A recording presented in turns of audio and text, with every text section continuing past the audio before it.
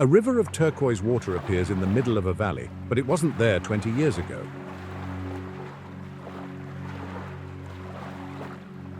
It's sitting on top of an entire village, swallowed by the earth.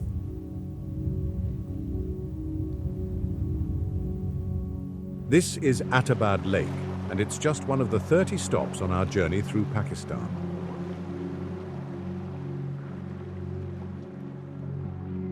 This country is a land of extremes, from the highest polo field on earth to mines made of pure pink salt.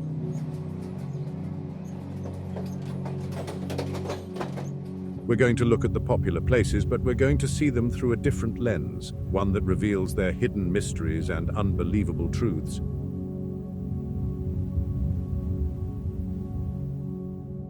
Tucked away in the Gilgit-Baltistan region, the Hunza Valley is like stepping into a painting.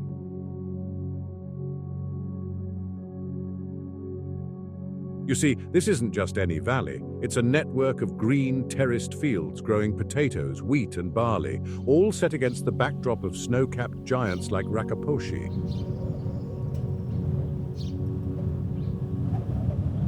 A peak that climbs over 25,000 feet into the sky. The valley is dotted with small villages where stone houses are built into the hillsides, and the air is so clean it feels like a different world.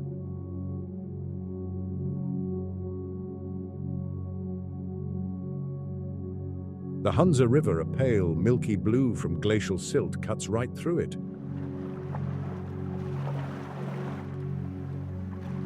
For travelers, this is a paradise.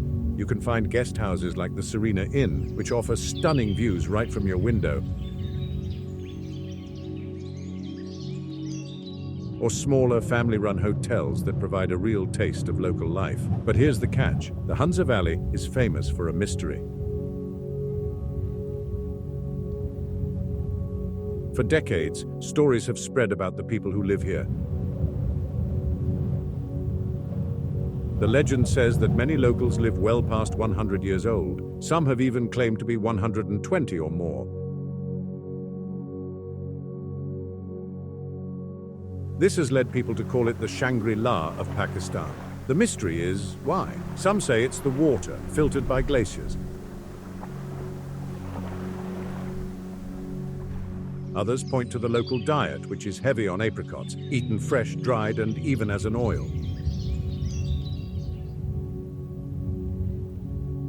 They also eat a lot of whole grains and very little meat. What many overlook is the wow factor behind this. While the claims of living to 150 might be exaggerated, the health of the Hunza people is remarkable.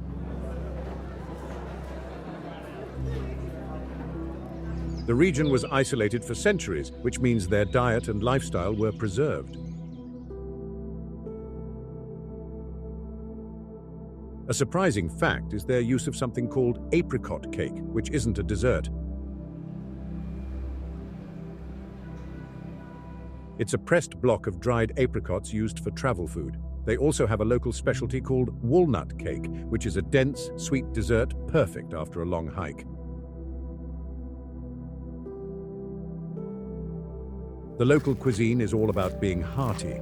You can try gyaling, a simple flatbread, or diram fiti, a bread made special with apricot oil and butter. The valley holds secrets to a long life, but our next stop holds the echoes of emperors in a city of millions.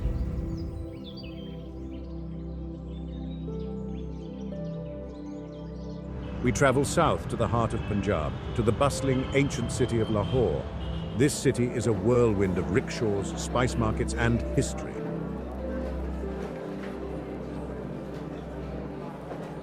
And the crown jewel of Lahore is the Badshahi Mosque. Built in the 1670s by the Mughal Emperor Aurangzeb, this building is a statement. From a distance, you just see its three massive white marble domes and the tall, slender minarets at each corner. But as you get closer, the thing that hits you is the sheer scale. The whole structure is made of deep red sandstone, carved with intricate floral patterns. To get inside, you walk up a tall flight of 22 steps. The main courtyard is one of the largest in the world. What's the wow factor here? This open-air space is so vast it can hold 100,000 people at the same time.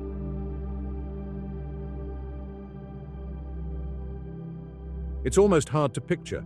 Standing in the middle, you feel tiny. The main prayer hall is just as impressive, decorated with detailed plasterwork and frescoes, but like any place this old, it has its mysteries. Lahore is a city of stories, and the Badshahi Mosque is no exception. It sits directly across from the Lahore fort.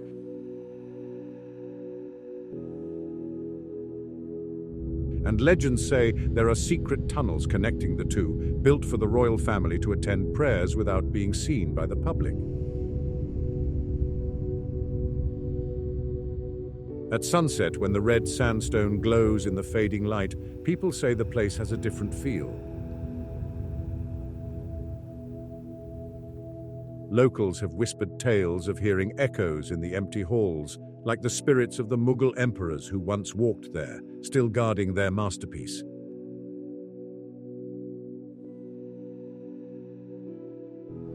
And let's talk about the food. You are in Lahore, the food capital of Pakistan. Right outside the mosque is the famous food street, where you can eat like an emperor. The must-try dish here is nihari. This is a rich, slow-cooked stew, usually made with beef or lamb, simmered overnight with bone marrow until the meat is incredibly tender. It's served with a basket of fresh, hot naan bread. It's the perfect Punjabi breakfast. This mosque was a symbol of old power, but our next stop is a symbol of new power, shaped like nothing you've ever seen.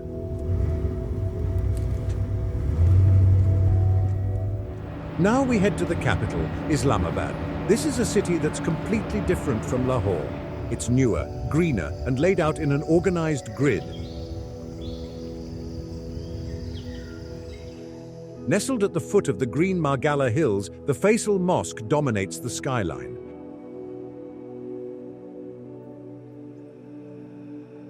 The thing is, when you picture a mosque, you probably picture domes and arches. Not here. The Faisal Mosque looks like a giant, white, futuristic tent.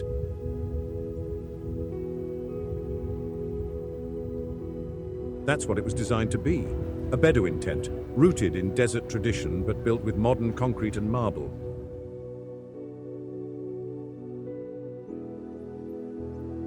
It was designed by a Turkish architect, Vedat Dalokay, and it was a gift from King Faisal of Saudi Arabia.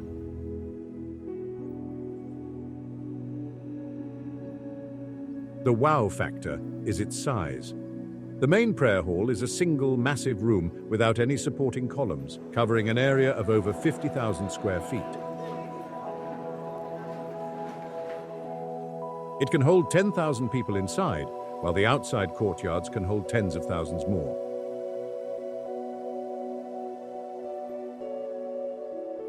Its 4 minarets, each standing nearly 300 feet tall, are shaped like pencils. The mystery here isn't about ghosts, but about its design.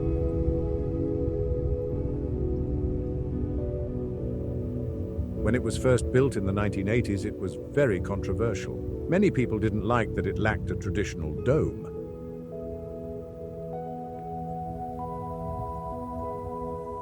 But locals in Islamabad, especially those who walk in the gardens surrounding it, talk about the strange sense of peace.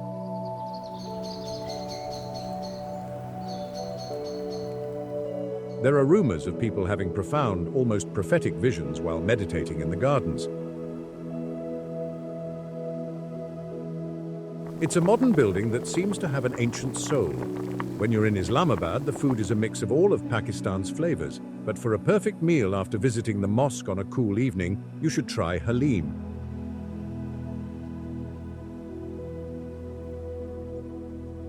This is a thick, rich stew made from wheat, barley, lentils, and meat, all slow cooked for hours until it becomes a single smooth paste.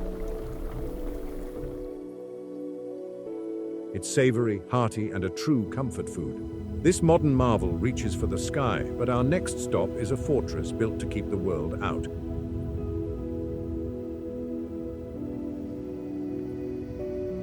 We return to Lahore because right across from the Badshahi Mosque is another UNESCO World Heritage Site.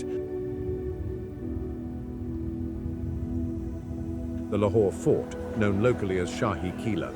This isn't just a fort, it's a city within a city. Its massive reddish walls enclose an area of over 49 acres. This place has been built, destroyed, and rebuilt for centuries. But its most glorious version was created by the Mughal emperors. When you walk inside, you're walking through history. You can see palaces, gardens, and royal apartments.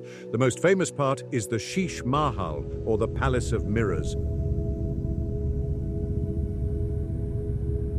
The walls and ceilings are covered in thousands of tiny, intricate mirrors.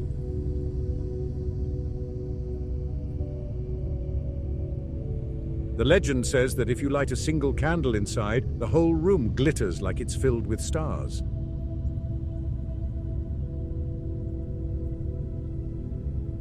But here's the mystery. The fort is a maze of halls, chambers, and, according to legend, secret passages. One of the strangest places is the Hathi Pair, or the Elephant Stairs.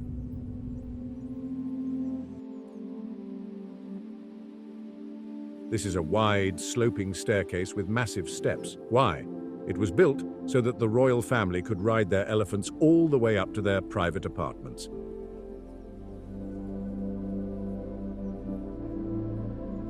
That's a wow factor of pure royal power, but the deeper mystery lies in the fort's darker corners.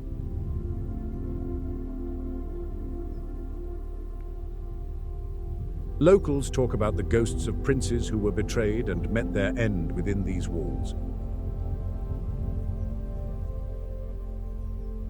In the quiet parts of the fort, some say you can still feel the presence of its dramatic and sometimes tragic past.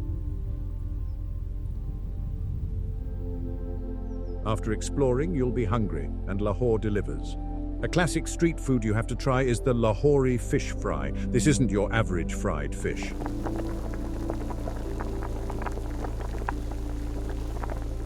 The fish, usually a local river fish, is marinated in a bright red-orange batter full of spices like gram flour, chili, and cumin. It's then deep fried until it's perfectly crispy on the outside and tender on the inside.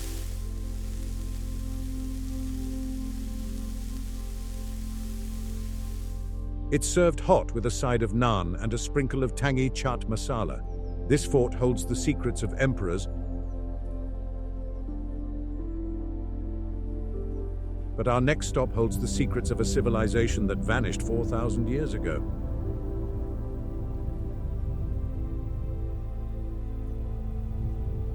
We travel south to the province of Sindh, into a hot, dusty landscape. Here, rising from the flat plains of the Indus River Valley,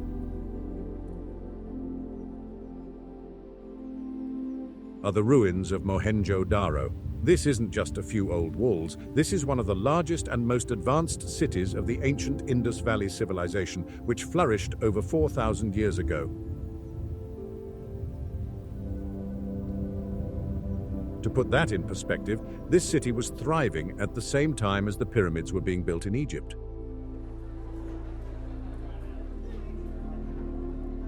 Walking through the ruins is a mind-bending experience. You're walking on streets laid out in a perfect grid.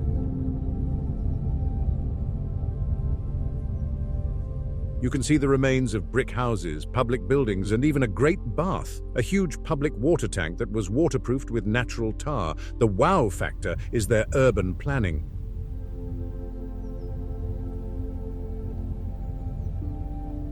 This city had a complex drainage system with covered drains running along the streets, and some houses even had indoor toilets and trash chutes.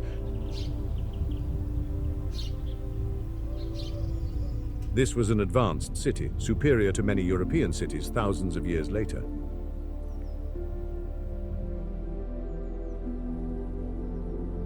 But here's the mystery, and it's a big one. What happened to it? Around 1900 BC, this entire advanced civilization just disappeared.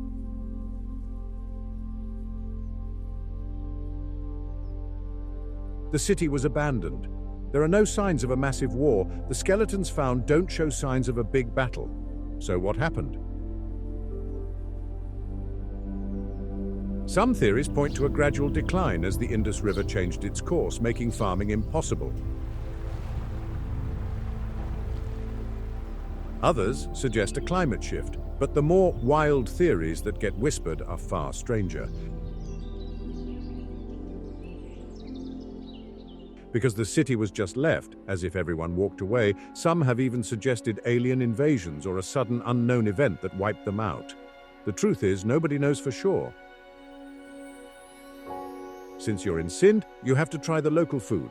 The classic dish is Sindhi biryani. This is different from other biryanis. It's an aromatic rice dish, but the Sindhi version is known for being spicier and using a generous amount of potatoes and dried fruits like plums in the rice and meat curry, giving it a unique, tangy and spicy flavor all at once.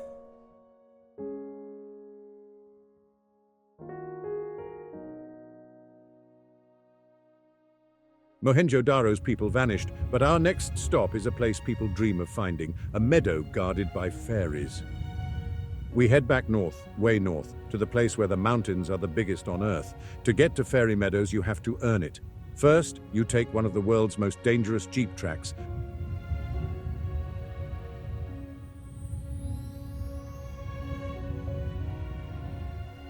A narrow, winding dirt road carved into the side of a mountain with a sheer drop of thousands of feet to the valley below. If you can handle the ride, you're dropped off for a 2 to 3 hour hike. And then, you see it. Fairy Meadows is a stunning, lush green alpine meadow sitting at an elevation of about 11,000 feet. It's a splash of bright green dotted with pine trees and grazing ponies. But the reason it's famous is the view.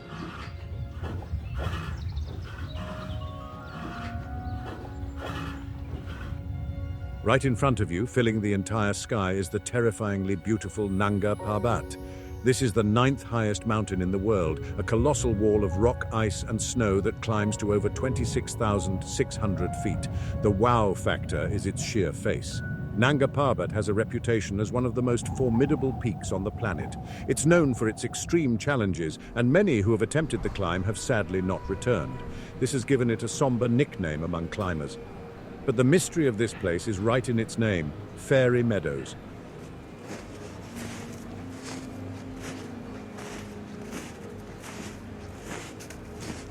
Local legends, which are very old, say that this meadow is the home of fairies. They are said to be the guardians of the mountain, and it's said they dance in the mists that roll through the valley. The food here is simple, hearty mountain food. After a cold night in a wooden cabin, the only type of hotel here, the best thing is a local breakfast. You'll have fresh chapati, a flatbread served with apricot puree or jam.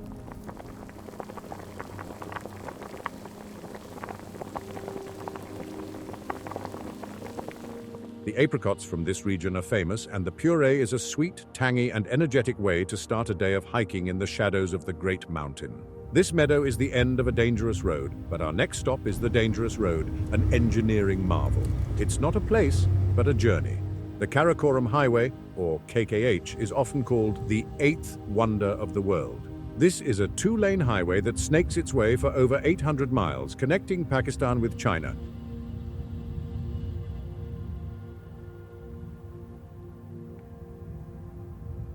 But the thing is, it cuts right through the Karakoram mountain range, home to some of the highest peaks on Earth. This is one of the highest paved international roads in the world, reaching an altitude of over 15,300 feet at the Kunjarab Pass. The wow factor is the engineering. It took 20 years to build, blasting through solid rock and bridging deep gorges. More than 20,000 workers from Pakistan and China worked on it.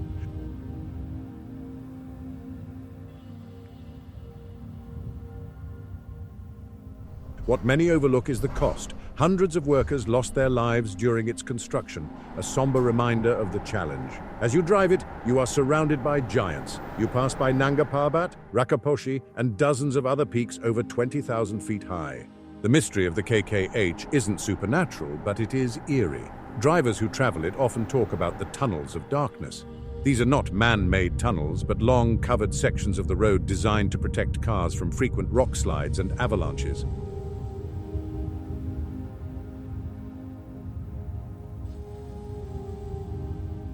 Driving through them with the wind howling outside feels like you're passing through a cursed or haunted passage with the mountain waiting to move. The food along the KKH is a mix of cultures. In the town of Hunza, along the highway, you must try a chapli kebab. But this isn't the typical kebab. It's a flat, round patty of minced meat, mixed with spices, tomatoes and pomegranate seeds, then fried in a large, flat pan.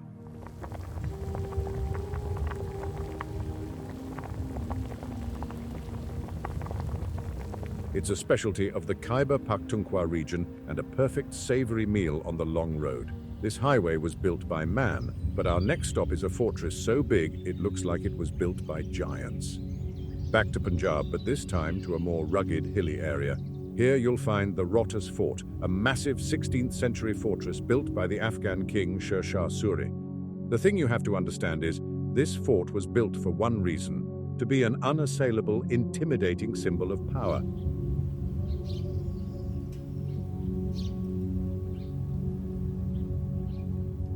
And it is. The fort's outer walls are a wow factor all on their own. They run for almost 2.5 miles, are up to 40 feet high and 30 feet thick in places, and are punctuated by 12 massive gates and 68 bastions. This fortress is so enormous that it encloses a small city. It took 10 years and 70,000 workers to build it. It's a masterpiece of military architecture, designed to withstand a long siege with its own water sources and grand mosque. But here's the mystery. Despite its incredible strength, the fort has a strange, quiet feeling. It's a UNESCO World Heritage Site, but it's not as crowded as the Lahore Fort.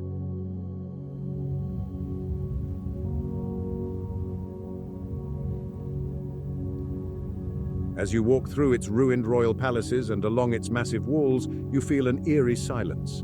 Local guides and visitors have often reported hearing whispers on the wind, like the voices of the Afghan soldiers who first garrisoned this place. It's as if the fort is still waiting for a battle that never came, and the spirits of its first defenders are still on patrol. The food in this part of Punjab is rustic and hearty. After a day of exploring the massive fort, you'll want something to match its scale. The perfect meal is saji. This is a dish from the neighboring Baluchistan province, but popular here. It involves a whole lamb or chicken, marinated in very simple spices, mostly salt, and then roasted slowly over an open fire on skewers. The result is incredibly tender, smoky, and flavorful meat, usually served with rice or a thick hot bread called roti.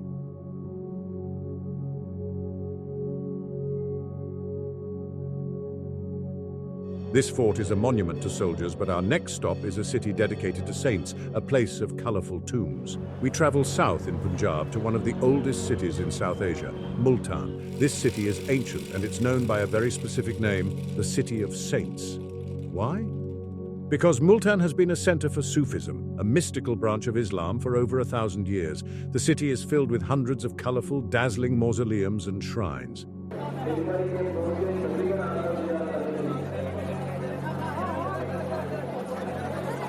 The most famous is the mausoleum of Shah Rukn-e-Alam, a massive three-tiered octagonal tomb built in the 1300s. It's covered in intricate blue and white tile work, and its dome is one of the largest in the world. It's a wow factor of devotion. The city itself is a maze of old bazaars, where you can buy pottery, carpets, and the famous Multan embroidery. The mystery of Multan is tied directly to its spiritual nature.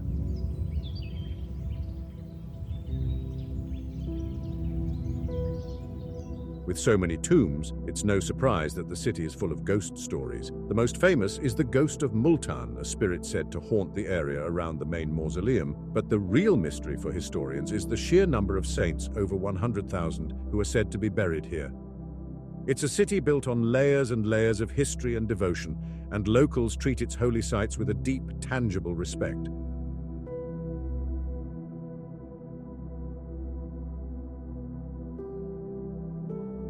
But Multan is also famous for something else, a sweet treat.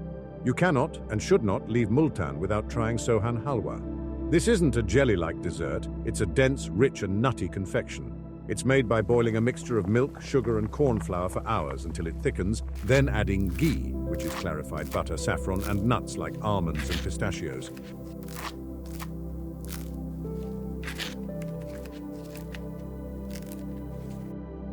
It's sold in bright decorative tins and is a famous, sticky, and delicious souvenir.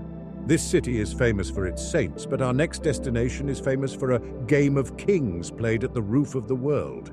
We're going way up, back to Gilgit-Baltistan to the Shandur Pass. This pass connects the regions of Gilgit and Chitral, and at the very top, at a breathtaking altitude of over 12,100 feet, is the Shandur Polo Field.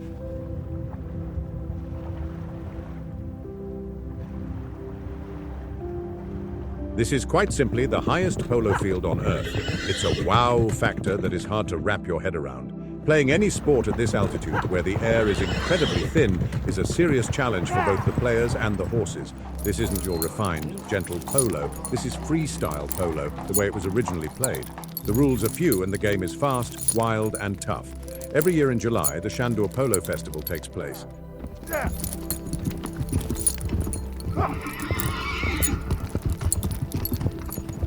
Teams from Gilgit and Chitral meet for their annual grudge match. Thousands of people, from local tribes to international tourists, travel for days and camp out in a massive tent village to watch the three-day festival. The mystery here is tied to the game itself. The game is played on a rugged, uneven field.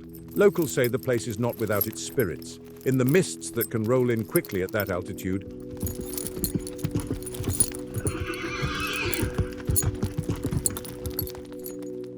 some have claimed to see the ghostly figures of past riders still galloping across the field, playing a game that never ends. It's a place where the line between the present and the past feels very, very thin. The food at the festival is hearty and celebratory. You are in Khyber Pakhtunkhwa, or KPK territory, so the food is robust. A festival favorite is Kabuli Pulao. This is an aromatic rice dish, but unlike biryani, it's not spicy. It's a milder, sweeter dish with the rice cooked in a broth with lamb or chicken, and then topped with sweet caramelized carrots and raisins.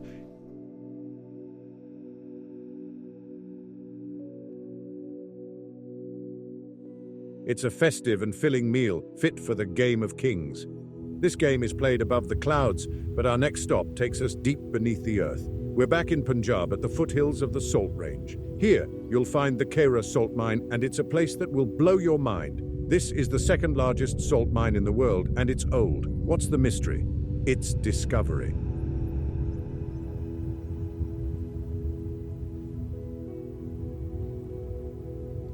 Legend says that the mine wasn't discovered by humans, but by animals. When Alexander the Great's army passed through here in 326 BC, his horses stopped and began licking the stones. The soldiers, seeing this, tried the rocks themselves and discovered the salt. But the wow factor is what's inside. This is not a dark, cramped mine. It's a vast underground world. You take a small electric train deep into the mountain and it opens up into a network of tunnels and massive chambers. The mine has over 25 miles of tunnels spread over 19 stories or levels, and the walls, they glow.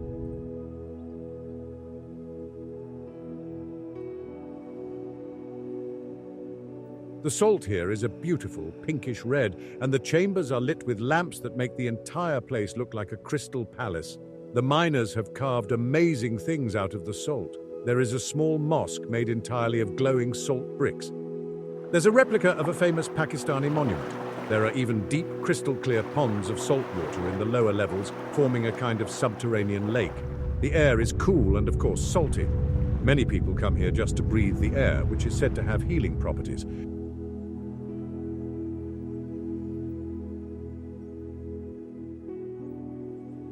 When you get back out into the sun, you'll be thirsty. The perfect antidote to the salty air is a cold, refreshing, salty lassi. Lassi is a yogurt-based drink, and while sweet lassi, like mango lassi, is popular, the traditional Punjabi way is salty. It's a simple mix of yogurt, water, and salt, sometimes with a little cumin, blended until frothy.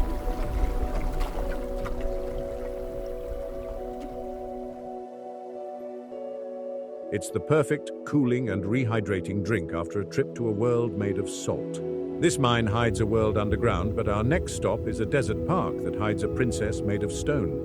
We now travel to the massive, wild and rugged province of Baluchistan. Along the Makran Coastal Highway, which runs along the Arabian Sea, lies the Hingol National Park.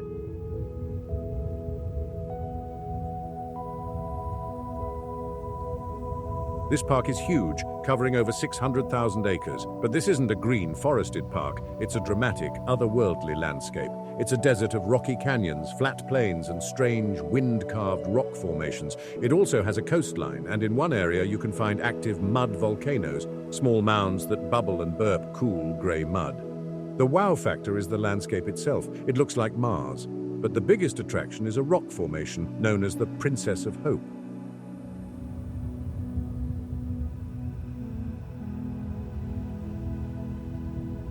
It's a tall, natural rock pinnacle that has been eroded by wind and sand. What does it look like? Exactly like a tall woman in a skirt and crown staring out at the horizon. It's an incredible trick of nature. So, where's the mystery? How did it get its name? Here's the wild fact. It was named by the Hollywood actress Angelina Jolie. When she visited the area in 2002 as a UN Goodwill Ambassador, she was so struck by the hopeful, defiant look of the statue-like rock that she named it the Princess of Hope. And the name stuck.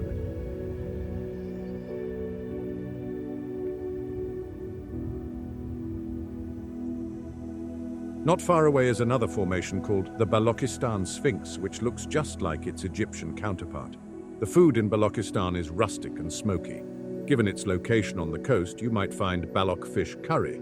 But the thing is, this curry is often made with dried fish, giving it a unique, pungent, and intensely savory flavor. It's spicy and often eaten with a thick flatbread, perfect for the harsh, beautiful desert environment.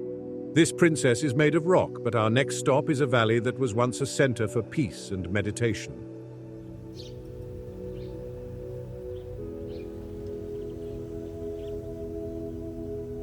We return to the northern province of Khyber Pakhtunkhwa, or KPK, to the Swat Valley. This place is famously known as the Switzerland of the East, and the title fits. It's a stunningly beautiful valley with the rushing turquoise Swat River, lush green fields, thick forests and waterfalls, all surrounded by snow-capped mountains. It's a popular spot for both summer and winter tourism, with places to ski, hike and fish. But the wow factor of Swat is its history.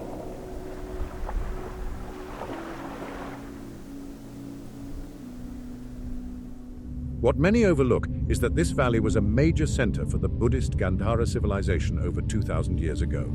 The entire valley is like an open-air museum. As you hike, you can stumble upon the ruins of ancient Buddhist monasteries known as stupas and giant, impressive carvings of Buddha etched into the cliff sides.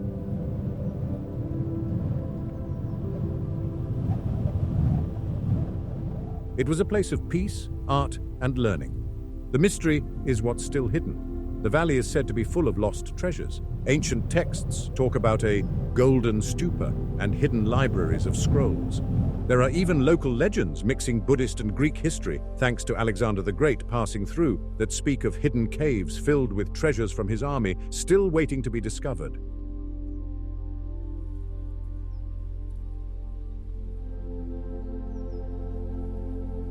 The food in Swat is pure KPK.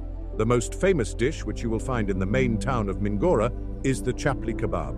We've mentioned it before, but it's worth repeating because it's the king of kebabs in this region. It's a large, flat patty of minced beef or lamb, mixed with a secret blend of spices, crushed pomegranate seeds, and tomato.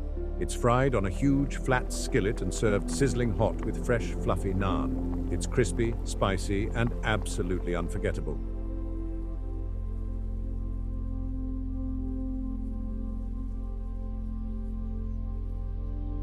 This valley was a home for Buddhist monks, but our next stop is home to a unique tribe with a culture unlike any other.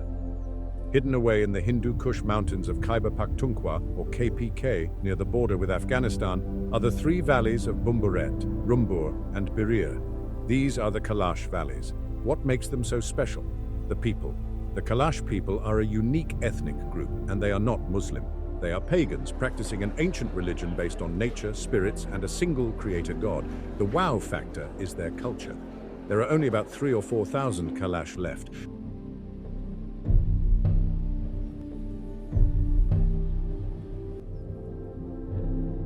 They look different, with many having lighter skin and sometimes blue or green eyes.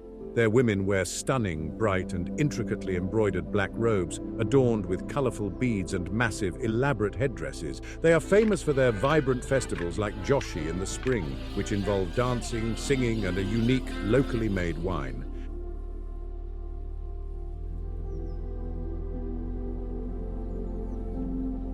And that's where the mystery lies. Who are the Kalash?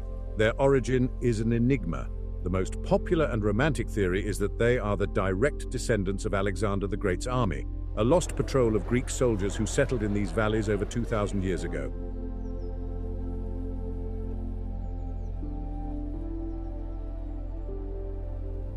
While DNA evidence is not conclusive, the Kalash themselves often tell this story. Their ancient rituals and polytheistic beliefs make them a true island of culture in the region. The food of the Kalash is as unique as their culture. It's based on what they can grow in their high-altitude valleys. A special dish is bilili, which is a type of bread, but it's made with batter mixed with chopped walnuts and honey, then fried on a pan.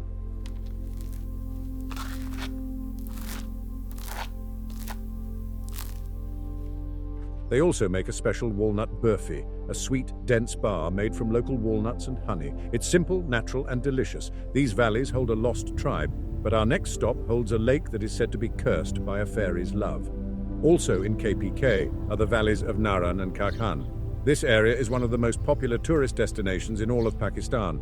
It's a classic mountain paradise, a long valley carved by the Kunha River with pine-covered hills, small villages, and stunning views.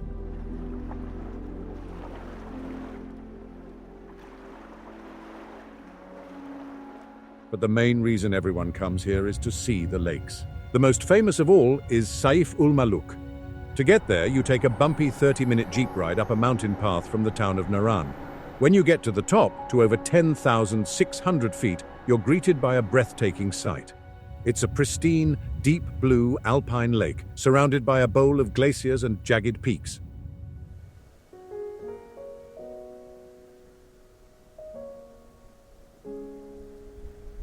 On a clear day, the lake perfectly reflects the highest peak in the valley, Malika Parbat, or Queen of the Mountains.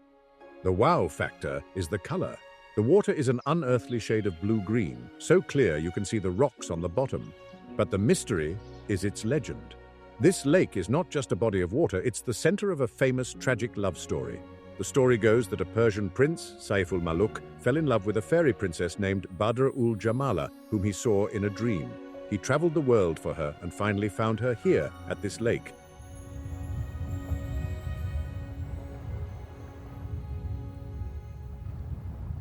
But a giant who was also in love with the fairy was enraged. The prince and princess fled, and the giant, in his fury, smashed the mountain, creating the lake. The legend says the lake is still cursed, and the fairies still come down to its shores at night. The food here is all about one thing: freshwater trout.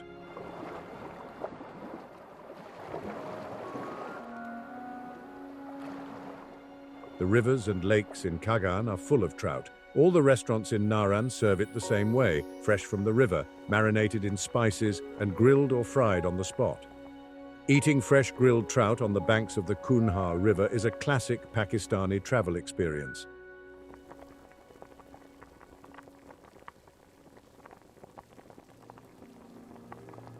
This lake holds a tragic love story, but our next valley is a paradise of turquoise water with a more recent and tragic story of its own.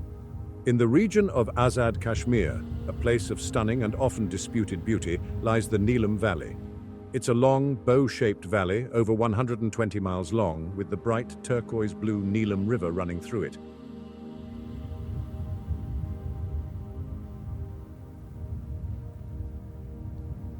This is a place of almost aggressive beauty. The hills are covered in forests so dense they look dark green, and the valley is home to waterfalls, clear streams, and small picturesque villages. The wow factor of Neelam is the sheer concentration of beauty. In one valley, there are more than 50 snow-covered peaks and glaciers. It's a hiker's and photographer's dream. But the valley's beauty hides a somber history.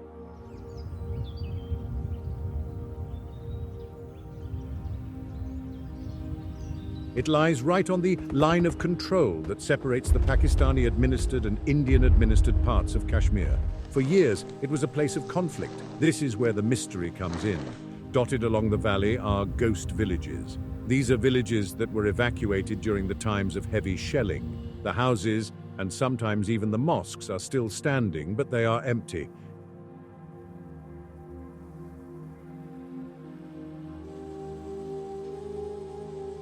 Exploring them is an eerie experience, a powerful reminder of the region's troubled past.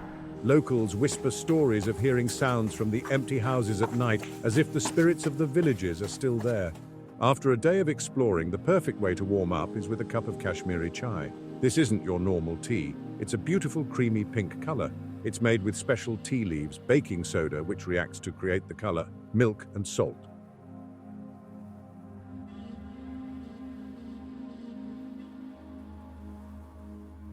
Yes, salt.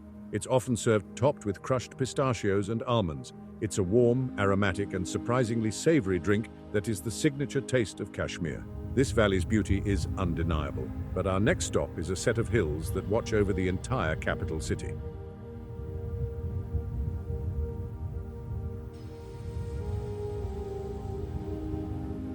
The Margalla Hills are a range of foothills of the Himalayas that form the northern border of Islamabad.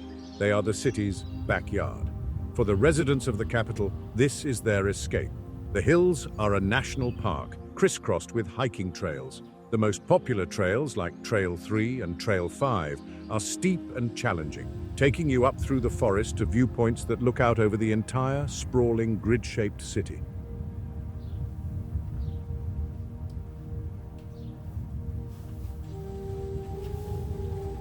The wow factor is the wildlife. What many overlook is that this is not just a park, it's a wild space. The hills are home to barking deer, wild boars, monkeys, and even a protected population of common leopards. Signs on the trails warn hikers to be aware, adding a thrilling edge to your walk. But the mystery is older. Deep in the hills, in the limestone rock, there are numerous caves. Some of these caves, like the ones at Shah al-Adita, show signs of ancient human life. There are petroglyphs and markings on the rocks that are said to be thousands of years old. From Buddhist monks who used these caves for meditation, there are even legends of hidden tunnels in the hills, though none have ever been found. After a long hike, the best reward is a meal at one of the restaurants at the top, in a place called Pir Sohawa. The most famous is Manal, but for a real street food snack, you need to try pakoras.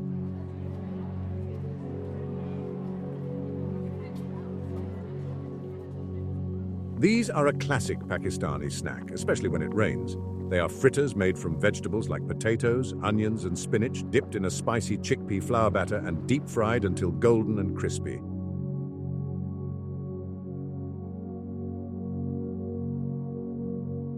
They are served hot with a tangy chutney and are the perfect crunchy, savory treat. These hills hide ancient caves. But our next stop is an entire city of ruins from an ancient scholarly world. Just a short drive from Islamabad in the province of Punjab lies the ancient city of Taxila. This is not just a ruin, it's a wow factor of history. Taxila was one of the most important cities on the ancient Silk Road. For over 1,000 years, it was a crossroads of cultures.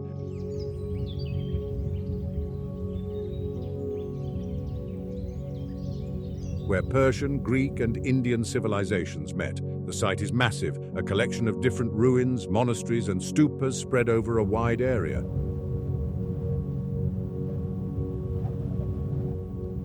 But the most incredible part is the city of Sirkap. This was a city built by the Greco-Bactrian kings who ruled the area after Alexander the Great. You can walk down its main street and see the foundations of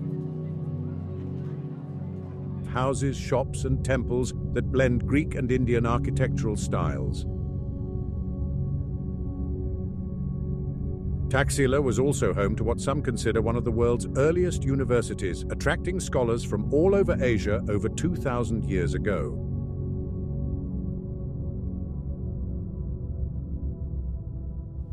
The mystery of Taxila is one of lost knowledge and lost treasure. As a major Buddhist center, it was said to hold priceless relics and statues. When the city was eventually destroyed by the White Huns, its treasures were hidden or lost. Legends and old texts speak of a lost treasure of Buddha.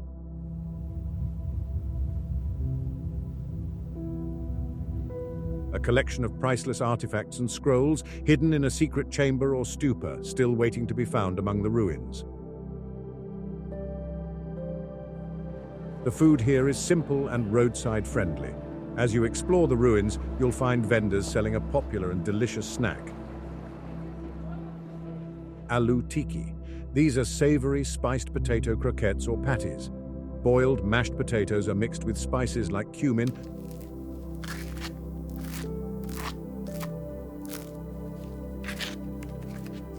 coriander and chili, formed into patties and then shallow fried until golden brown and crispy on the outside.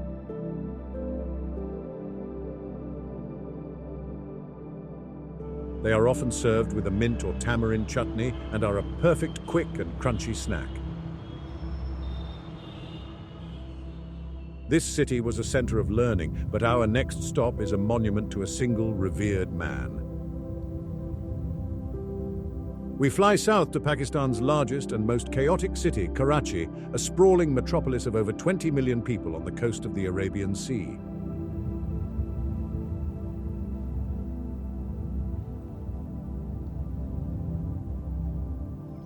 In the heart of this pulsing city is a place of pure calm and striking white. This is the Mazar-e-Quaid, the mausoleum of Pakistan's founder, Muhammad Ali Jinnah, known as Quaid-e-Azam, or Great Leader. It's an iconic piece of modern architecture built in the 1960s. It's a simple, powerful cube of pure white marble topped with a striking, curved Moorish arch. The wow factor is its design. It sits on a raised platform in the middle of a 53-hectare park, laid out in a perfect grid. At night, it's lit up by powerful floodlights and seems to float above the city. Inside, the tomb itself is watched over by a military honor guard, and the air is quiet and respectful. The mystery here is a modern one, born of reverence. The tomb is a national symbol, and people treat it with awe.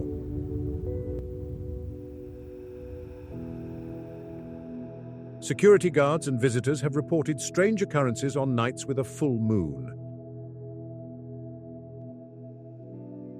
They claim that the lights inside the tomb chamber, which are usually kept dim, sometimes glow brighter on their own.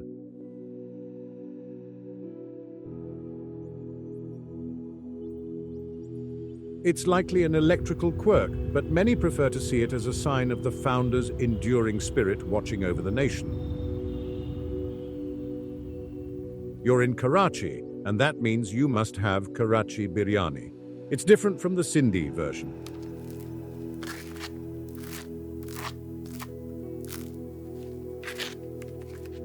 Karachi-style biryani is known for its spice and heat.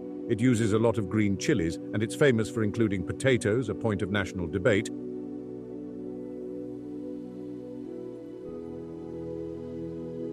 and sometimes a hard-boiled egg alongside the tender meat and fragrant saffron-colored rice.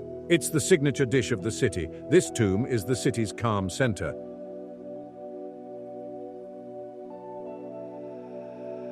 But our next stop is the city's chaotic, lively, and haunted edge.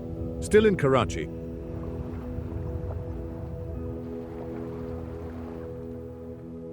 we head to the most famous and most visited beach in the country, Clifton Beach. This is a wide, sandy beach on the Arabian Sea, and it's the city's main public space for recreation. This isn't a quiet, secluded beach. It's a lively, bustling place, especially at sunset. The beach is filled with families, food vendors, and the famous camel and horse rides. For a small fee, you can ride a colorfully decorated camel right along the water's edge. The wow factor is the atmosphere. It's a carnival. You can see ships waiting to enter the busy port. And the new modern high-rises of Karachi's most expensive neighborhood are right behind you. It's a place where all of the city's diverse millions come together to feel the sea breeze. But this beach and its surrounding roads have a famous, chilling mystery. It's the legend of the Bride of Karsaz.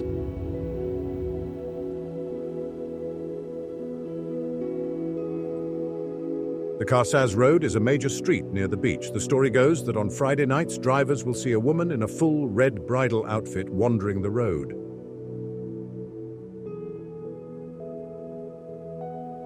She sometimes asks for a ride, only to vanish from the back seat, or she appears in the headlights, causing drivers to swerve. It's Karachi's most famous ghost story, a modern urban legend that adds a layer of dread to the nearby coastal roads.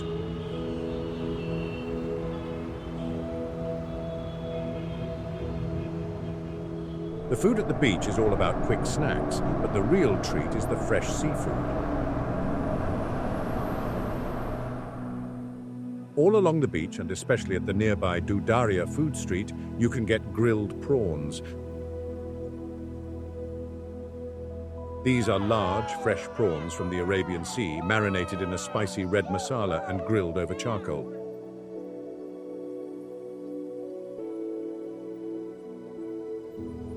They are smoky, spicy, and taste like the ocean. This beach is a city hotspot.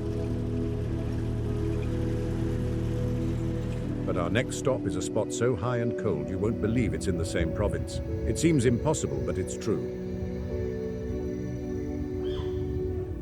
We are in the province of Sindh, known for the hot, flat Indus Valley and the sweltering city of Karachi.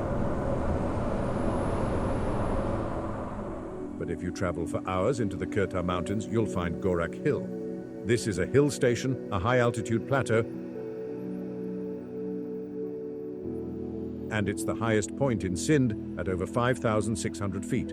The wow factor is the climate.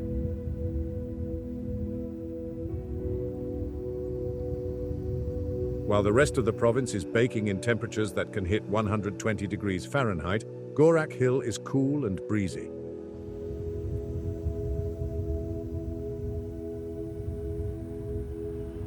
In the winter, it's the only place in Sindh that gets snow. The view from the top is breathtaking. You are above the clouds, looking out over a vast, rugged desert landscape. It feels like you're on top of the world. The mystery is in its name. It's named after a medieval Hindu saint, Goraknath, who is said to have wandered and meditated on this hill. There was once a small Hindu temple here, and legends say that yogis who visited the peak would be granted visions. It's considered a place of spiritual power, an oasis of cool serenity and clear thoughts high above the desert.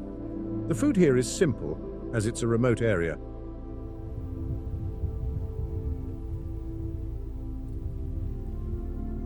But to warm up on a cold night at the basic guest house on top, you'd be lucky to have a bowl of Sindhi Kadi. This is a unique, tangy, and comforting soup. It's made from a chickpea flour base, besan, and sour tamarind water, then filled with vegetables like okra, potatoes, and cluster beans.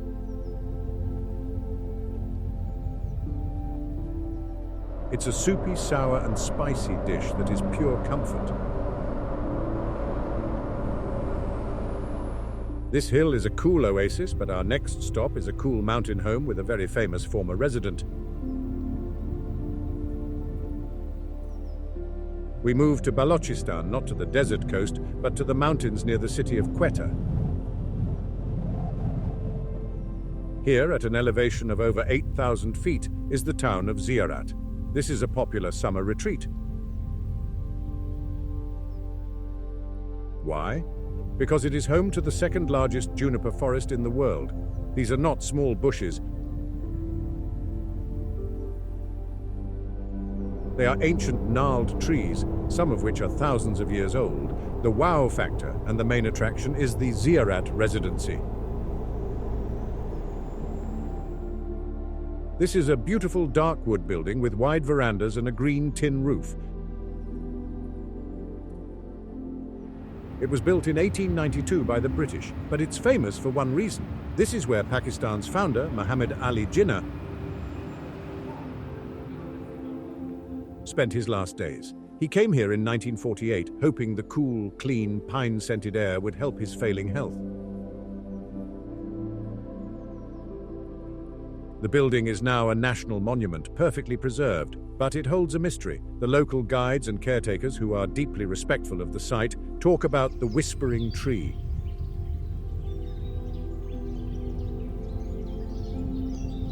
There is an ancient juniper tree on the property, said to be over 700 years old.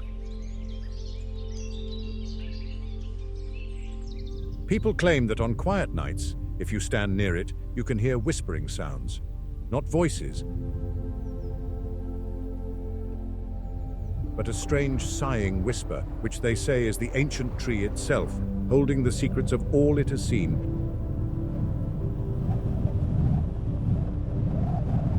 Including the final thoughts of the nation's founder. The food in this part of Baluchistan is all about the roast. The most famous dish, which you will find in Ziyarat and Quetta, is balok saji.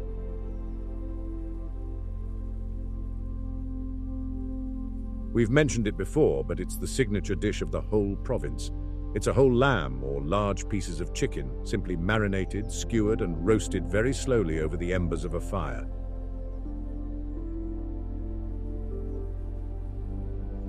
It's served with rice or a big piece of naan. It's smoky, juicy, and a true feast. This place is a quiet memorial, but our next stop is a dangerous rocky passage that saw the march of armies.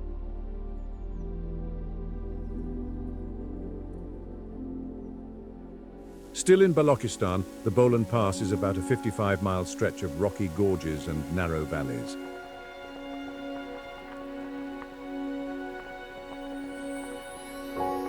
For centuries, this pass was one of the only ways to get from the high plateaus of Central Asia down to the plains of the Indian subcontinent.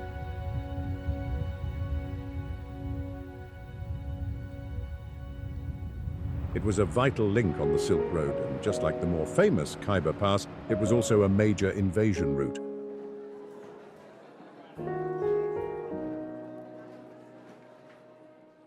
The wow factor is the sheer rugged landscape. You're driving at the bottom of a massive canyon with dry, imposing cliffs rising on either side. A river, the Bolan River, runs through it, but it's often just a small stream. The real marvel is the railway. A British-built railway line still runs through the pass, clinging to the sides of cliffs and disappearing into tunnels. It's an engineering feat that looks impossible. The mystery of the Bolan Pass is the mystery of all great ancient highways. It's a place of ghosts. For thousands of years, merchant caravans, nomadic tribes, and invading armies have traveled this path. Many didn't make it. The pass is known for sudden, violent storms. Locals and travelers have told stories for generations about hearing the sounds of marching armies in the dead of night,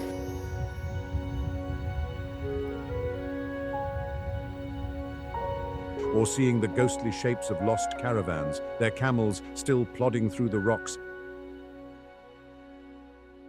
searching for a path that is no longer there. The food of the pass is the food of travelers. Simple, portable, and high energy. A traditional nomadic bread you might find is ka'ak. This is a very hard, unleavened bread. It's often baked by wrapping the dough around a hot stone and placing it in the embers of a fire.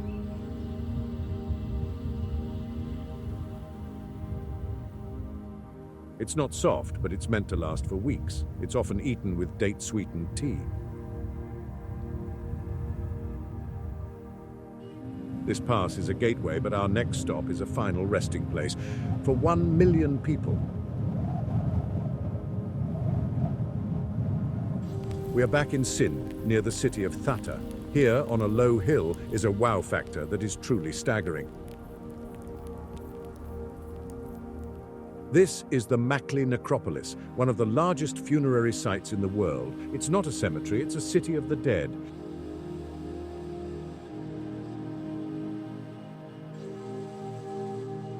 Spread out over almost 4 square miles are an estimated 500,000 to 1 million tombs. These tombs were built over a period of 400 years, from the 14th to the 18th centuries. And they aren't simple graves, they are massive, elaborate structures. You can see huge domed mausoleums built for kings, sultans, and saints, covered in intricate blue tile work, and there are thousands of smaller, intricately carved stone tombs for nobles, scholars, and soldiers.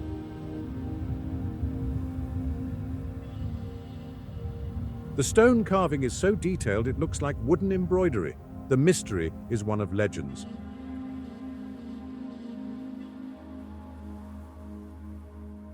With so many tombs, the place is, of course, said to be haunted, but the local legends are more specific.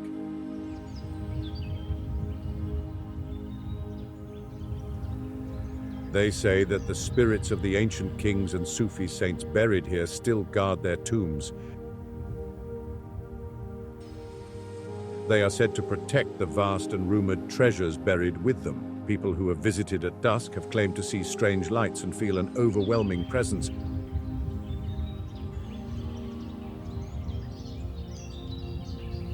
As if they are being watched by 1 million unseen eyes. The food for such a place would be festive.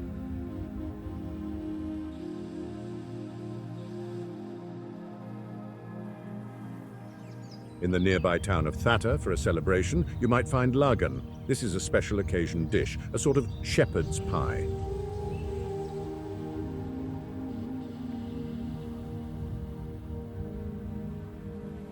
It's a dish of minced lamb or mutton, cooked with spices and then baked in an oven with a layer of potato or sometimes a pastry crust.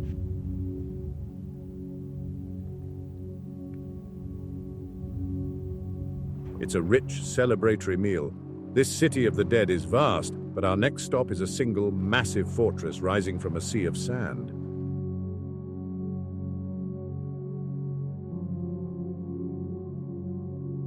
We are in the heart of the Cholistan Desert in Punjab, and then you see it.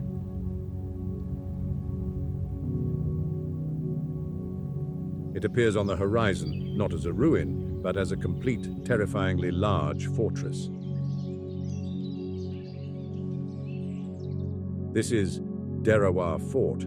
The wow factor is its perfect, imposing shape. It has 40 massive circular bastions, towers that rise up from the sand. The walls are almost 100 feet high and run for nearly a mile in circumference. It looks like a mirage. A giant sandcastle that shouldn't be real. This fort has been here for centuries, first built by a Hindu Rajput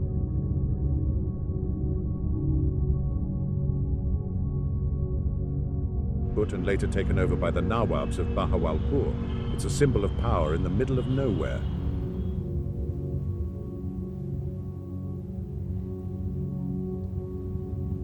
But what is it guarding? That's the mystery. The fort is said to be full of jinns or genies.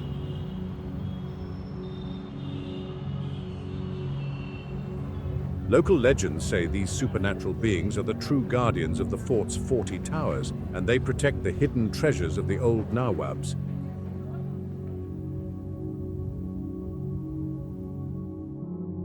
Said to be buried in secret underground chambers. But there's another wow factor here.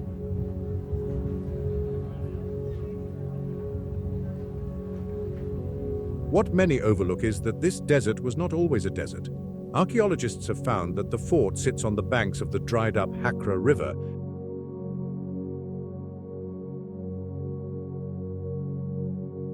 which was once a mighty river of the Indus Valley civilization. So this fort isn't in the middle of nowhere.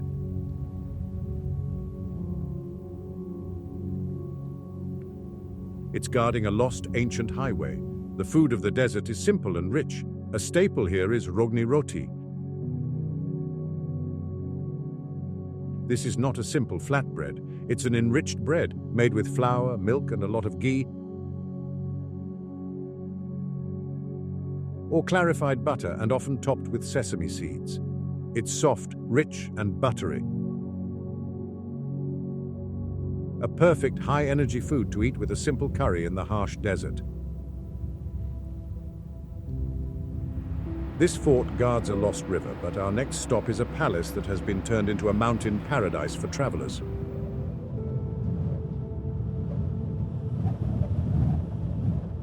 Back to the peaks of Gilgit-Baltistan.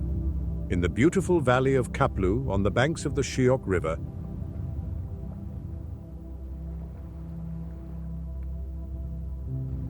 is the Kaplu Palace. This beautiful Tibetan-style castle was built in the mid-19th century for the local king.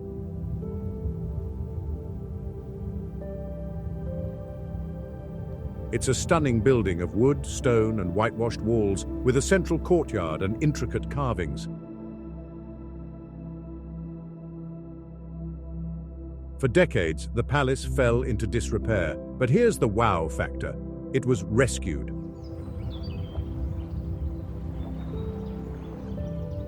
The Aga Khan Trust for Culture took over and meticulously restored the palace using traditional techniques and local artisans.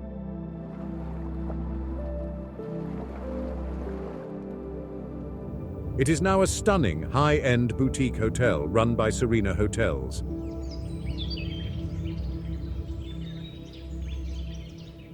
You can actually stay in the rooms of the former king, looking out at the mountains and the river. But of course, a palace this old has a mystery.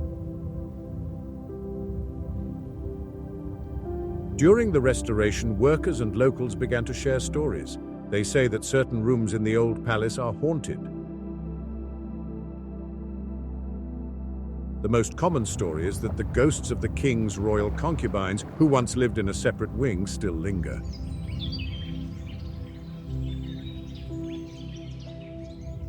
Guests and staff have reported hearing faint music, footsteps, and the sound of women's laughter in the empty halls at night.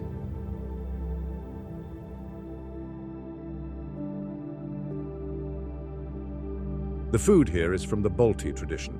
A simple, nourishing, and ancient dish you can try is Balochi barley soup. It's a thick, hearty soup made from barley, a grain that grows well at this high altitude.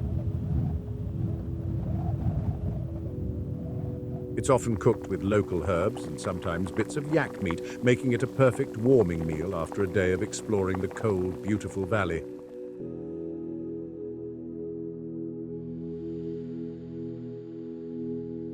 This palace is a restored gem, but our next stop is a place so vast and high, it's called the Land of the Giants. Again, in Gilgit-Baltistan, we find the Deosai Plains. This is not a valley, it's a plateau, and it is the second highest high-altitude plateau in the entire world.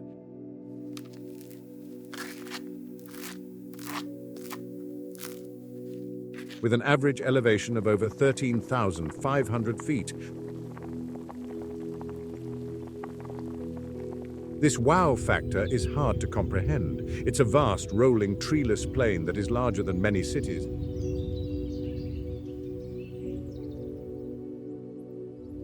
For most of the year, it's buried under deep snow, but in the summer, it transforms. For a few short months, the snow melts and the entire plain explodes into a carpet of millions of tiny, colorful wildflowers. It's an unbelievable sight, but Deosai is most famous for its wildlife.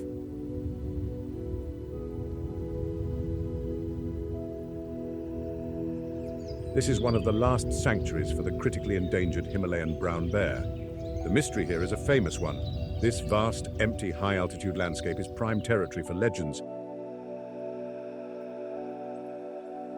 And the big one here is the Yeti, or the Barmanu, as it's known locally.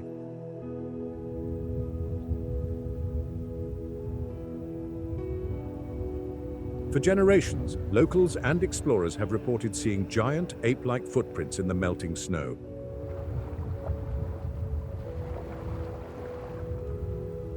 This land of the giants is one of the world's hotspots for Yeti sightings, a mystery as vast as the plains themselves.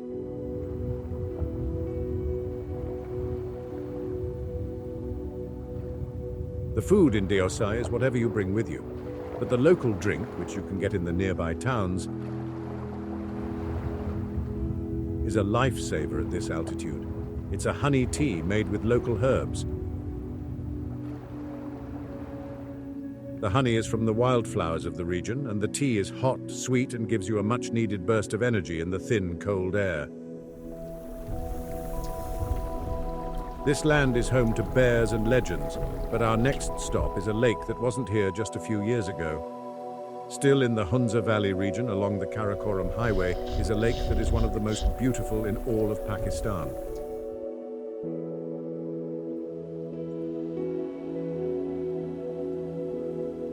It's a stunning 21-mile-long ribbon of the most intense, opaque turquoise water you have ever seen.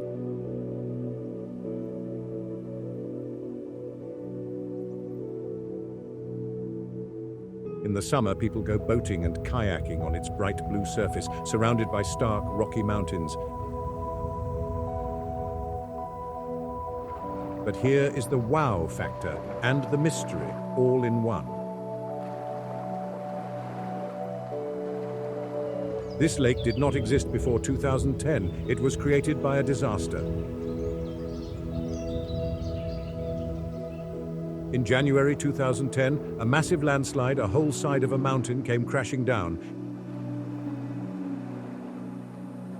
It completely blocked the Hunza River, creating a natural dam. The water backed up,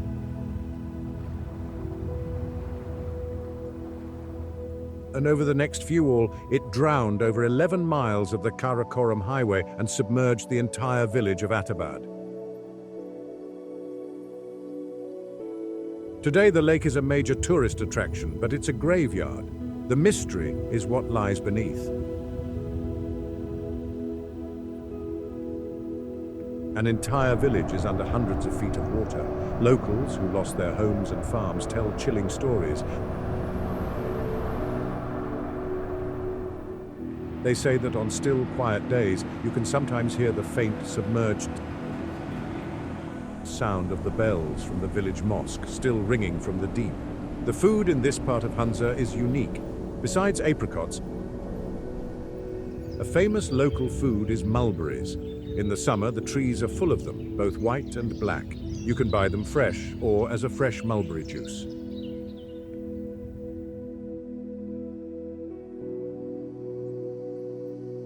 It's a sweet, natural, and refreshing drink that's a pure taste of the valley. This lake was born from a disaster, but our next lake is a hidden gem that seems to change its color.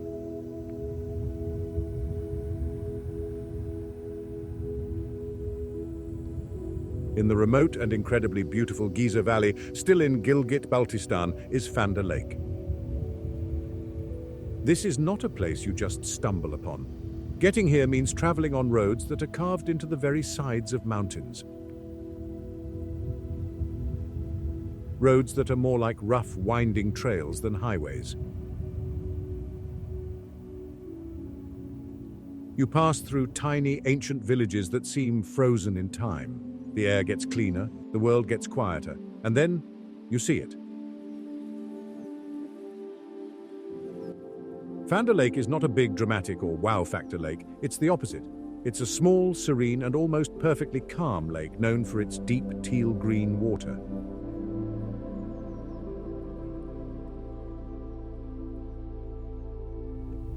The village of Fanda is built on a hillside overlooking the lake with terraced fields that go right down to the water's edge. These fields are full of wheat and, famously, apricot trees. In the spring, the entire valley is flooded with pink and white blossoms. The air smells of wood smoke from the chimneys and wild thyme that grows on the hills. You hear the sound of the geyser river rushing in the distance, a constant low rumble, but the lake itself is often silent as glass. The wow factor of Fanda Lake is its perfect, almost unreal peace. It's a hidden gem, a place for quiet reflection, fishing and hiking.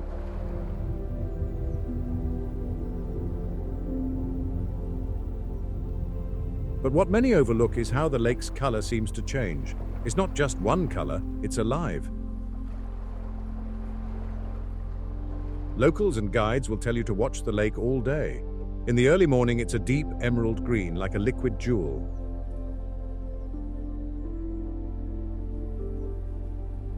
But as the sun climbs high in the sky, it shifts, turning into a bright sapphire blue. What causes this magic trick?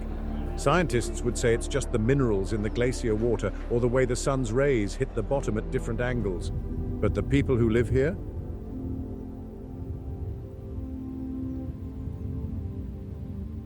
They just smile. They say the lake has a mood and it's showing you its feelings. They say the green is when the lake is sleeping and the blue is when it's awake and watching.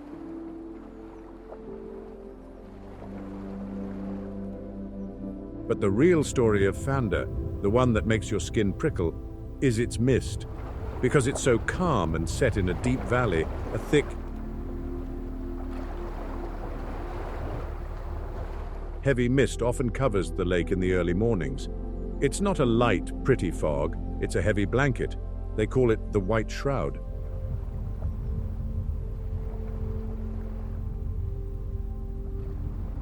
Local fishermen, who go out in small traditional wooden boats, have stories about the mist. They say that sometimes the mist is so thick you can't see the end of your own boat.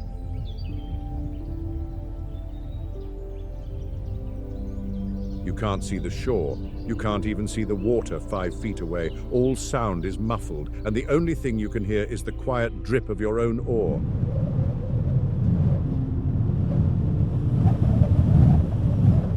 And there are older, darker stories. Stories of fishermen who went out into the white shroud and simply never came back.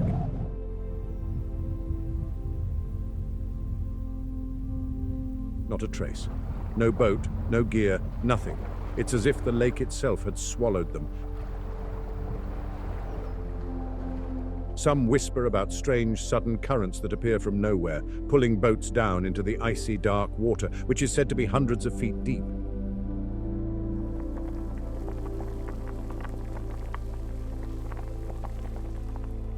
Others talk about a cold spot in the very middle of the lake, a place where the mist is always thickest, and where some have reported hearing whispers, faint voices calling from the fog.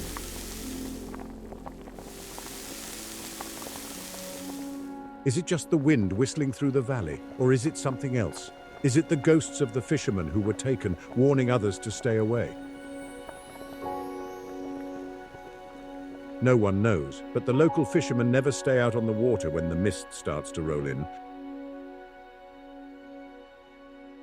After a morning like that, you need something to warm you up and ground you. The food in Fanda is, unsurprisingly, all about the fish. This is a famous spot for Gilgit trout, some of the best in the world. But here, they have a special way of cooking it. It's often smoked. The fresh trout is caught right from that mysterious water. It's cleaned,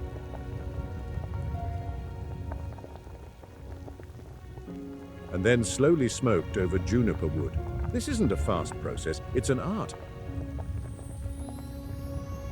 The juniper wood grows wild on the hillsides, and it gives the fish a delicate, smoky, and delicious flavor that is unique to this valley.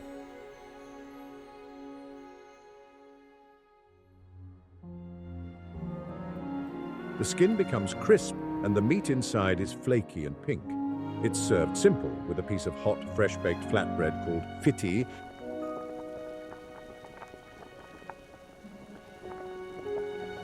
and maybe a little apricot chutney made from the fruit that grows on the terraces. It's the perfect, comforting meal.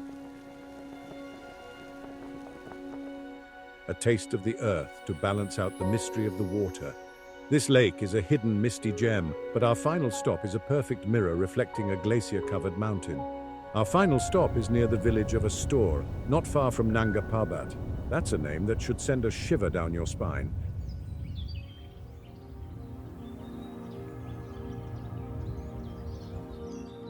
Nanga Parbat is the Killer Mountain, the 9th highest mountain in the world and one of the most dangerous to climb. But we're not climbing it. We're going to a place of perfect beauty that lies right in its awesome shadow. To get to Rama Lake, you drive up a steep, beautiful track. The road is rough and the journey is slow. The air gets thinner, colder.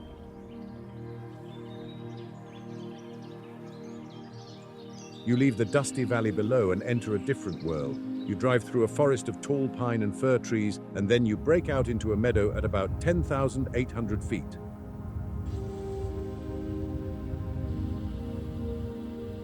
It's called Rama Meadow, and it's like something out of a dream. It's a huge, open green pasture dotted with wildflowers, and in the distance, you see the massive ice-covered peaks of the Nanga Parbat Massif.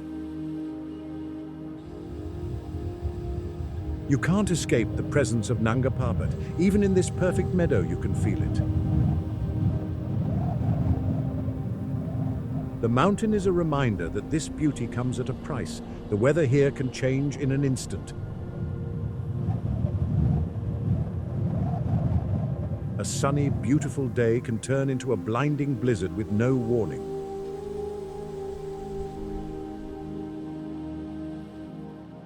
This isn't just a park. It's the edge of one of the wildest, most untamed places on Earth.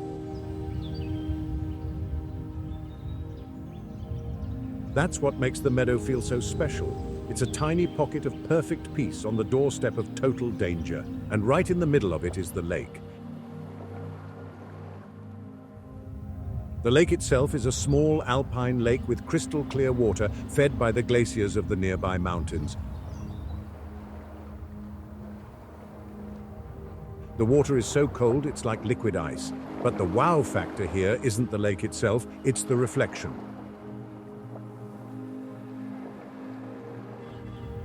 On a clear, calm day, the lake becomes a perfect, flawless mirror. It's not just a reflection, it's like a doorway to another world. It reflects the snow-covered, glacier-capped peaks that surround it. The reflection is so clear, so perfect you could mistake the lake for the sky. It's one of the most beautiful and perfect photo opportunities in the entire country. At sunrise, when the first light hits the peaks, they turn bright pink. And the lake? It shows you that pink, flawless, like a painting created by a master. But the beauty here is so powerful, it has a dark side. The mystery is its legend. The beauty of the place is so profound, so overwhelming, that it has inspired a local legend.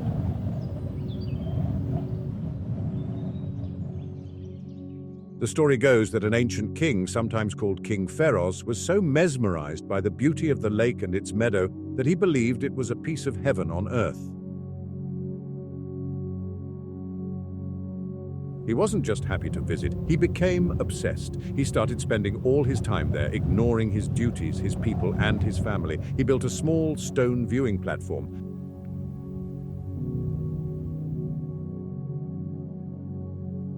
Some locals say you can still find the ruins if you know where to look. He would sit there for days just staring. His advisors begged him to return to his kingdom, but he refused. The legend says he became so lost in the lake's beauty that he ended up sacrificing his entire kingdom and his family just so he could stay and gaze at its perfection forever. It's a cautionary tale about beauty that is so perfect it's dangerous. And there's another, wilder part of the story. Some say the king's spirit is still there, trapped. They say if you stare into the lake's reflection for too long, you might see a face looking back at you.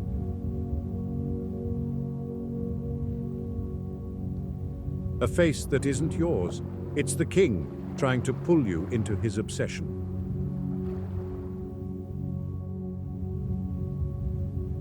A local superstition says to never look at your own reflection in Rama Lake at twilight. You might not like who or what you see.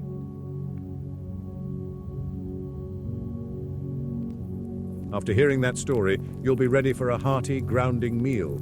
The food in this remote mountain area is meant for celebration and for survival.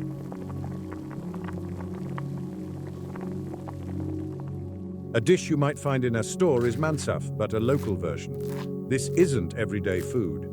It's a celebratory dish of rice, cooked in a savory, tangy yogurt-based broth. That broth is the secret. It's warm, rich, and comforting. Then, the rice is topped with large, tender pieces of lamb that have been slow cooked for hours until they just fall off the bone. It's a rich, filling, and festive meal, a perfect end to a long journey. And what do you drink with this? A hot, salty, buttery tea called gurga chai.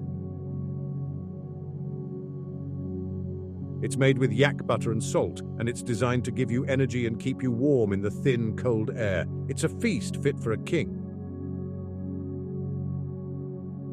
Maybe a king who remembered his people, not one who was lost to a beautiful, icy reflection.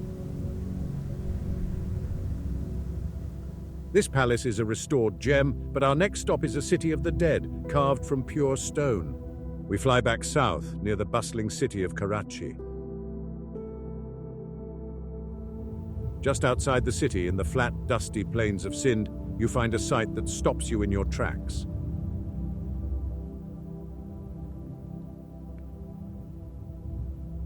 This is the Chowkhandi necropolis. It's a vast, ancient cemetery, but it's like nothing you've ever seen. There are no simple graves here. Instead, you're walking through a forest of massive golden yellow sandstone tombs. The wow factor is the carving. These tombs, built between the 15th and 18th centuries for the local tribes, are stacked like pyramids, some reaching over 15 feet high. But the entire surface of every tomb is covered in the most intricate, elaborate, and detailed carvings imaginable. You'll see geometric patterns, flowers, and most incredibly, symbols of the person buried inside. Tombs for men are carved with images of horses, swords, and shields. Tombs for women are covered in detailed carvings of jewelry, like bracelets, necklaces, and anklets. It's a unique style, found nowhere else in the world. But here's the mystery. Who exactly were these people? And why did they develop this one-of-a-kind burial style? The carvings are so specific, they seem to be telling a story, but it's a story we can no longer read. Local guides and caretakers treat the place with an almost fearful respect. They whisper that the spirits of the warriors buried here are still fiercely protective. It's said that if you visit at sunset, when the yellow stone glows red, you can sometimes feel the air grow cold. As if the ancient warriors are watching you, guarding their stone city from intruders. What do you think? Is there a place in the world that holds more secrets? Let us know in the comments, and don't forget to like and subscribe for more journeys into the unknown.